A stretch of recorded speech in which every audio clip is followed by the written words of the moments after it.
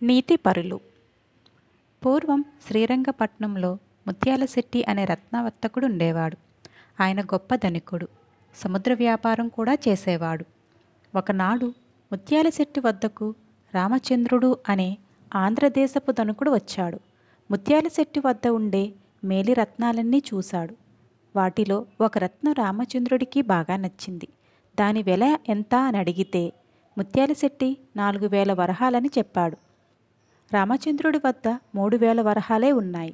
అయినా ఆ రత్నాన్ని వదలటానికి మనసు ఒప్పక ఆయన ముత్యాలశెట్టితో, ప్రస్తుతం నా దగ్గర ఉండే 3,000 వరహాలు ఇస్తాను. రత్నం నాకివ్వండి. నేనింటికి వెళ్ళి మిగతా 1,000 వరహాలు పంపుతాను అన్నాడు.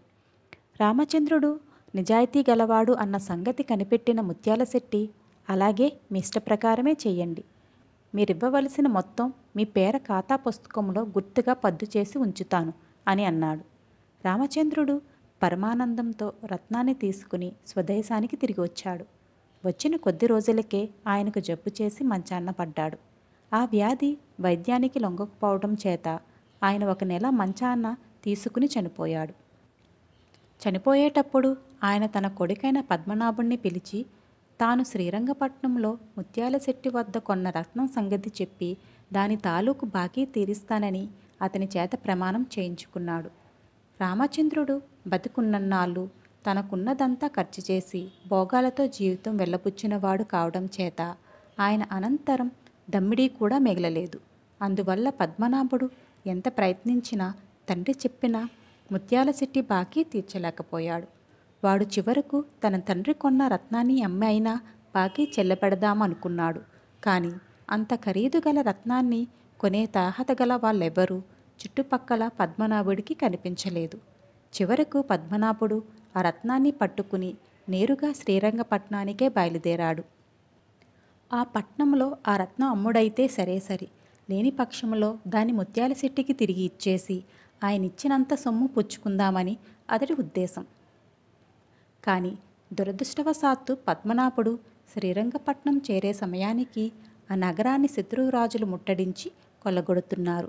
నగరమంతా అరాచకంగా ఉంది. అటువంటి పరిస్థితిలో పద్మనాభుడు వచ్చిన దారి పట్టినట్టు అయితే క్షేమంగా ఉండేది.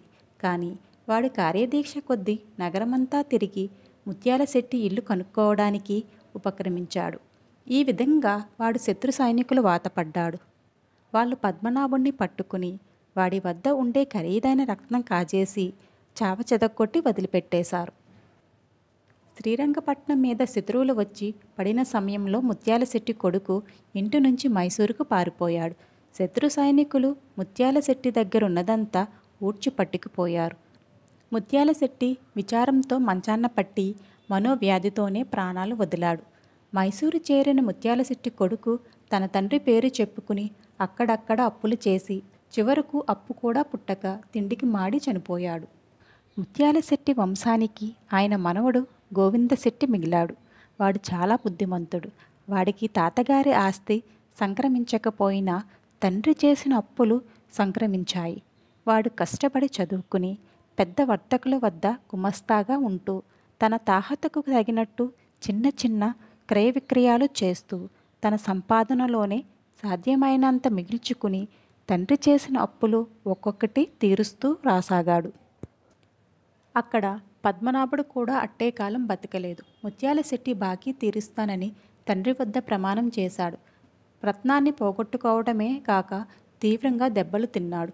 ఆ దెబ్బలతోనే మంచాన్న పట్టి మళ్ళీ కోలుకోలేదు.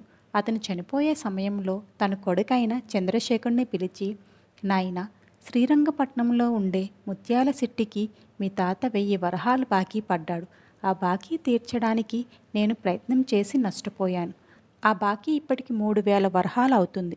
అందుచేత నీవైనా కష్టపడి ధనం సంపాదించి శ్రీరంగపట్నం వెళ్ళి ముత్యాలశెట్టికి బాకీ తీర్చి వారి పొద్దు పుస్తకంలో ఈ బాకీ పద్దు రద్దు చేయించు. నీవీ పని చేస్తే గాని నా ఆత్మ నీ తాత ఆత్మ సాధించవు అని చెప్పాడు. చంద్రశేఖరుడు శ్రమపడి డబ్బు కూడబెట్టాడు. త్వరలోనే వాడు 4,000 వరహాలు పోగు చేసుకుని వాటితో శ్రీరంగపట్నం వెళ్ళాడు. ముత్యాలశెట్టి ఆయన కొడుకు పోయారని, వారి వారసుడు గోవిందశెట్టి ఉన్నాడని తెలిసింది. చంద్రశేఖరుడు గోవిందశెట్టి ఇంటికి వెళ్ళి తన ఊరు పేరు చెప్పుకుని, అయ్యా, మీ తాతగారి నాటి పద్దు పుస్తకం తీస్తారా? అందులో ఒక బాకీ తాలూకు పొద్దుంటుంది అని అడిగాడు. ఈ మాట వినగానే గోవిందశెట్టి గుండెల్లో రాయి పడింది. ఆ రోజే వాడు తన తండ్రి చేసిన బాకీలను తీర్చివేశాడు. తండ్రిగారు అప్పులు తీరాయి కదా అనుకుంటుంటే తాతగారు అప్పుల మీద పడేలాగుంది. వాడు చంద్రశేఖరుడితో, అయ్యా, నేను మా తండ్రిగారికి అప్పులు తీర్చేసరికి తల ప్రాణం తోక్కి వచ్చింది. మా తాతగారు అప్పులు కూడా తీర్చమనటం ధర్మమా?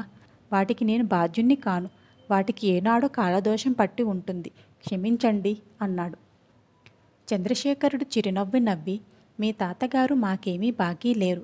ఏనాడో మా తాతగారే మీ తాతగారికి 1000 వరహాలు బాకీ పడ్డారు.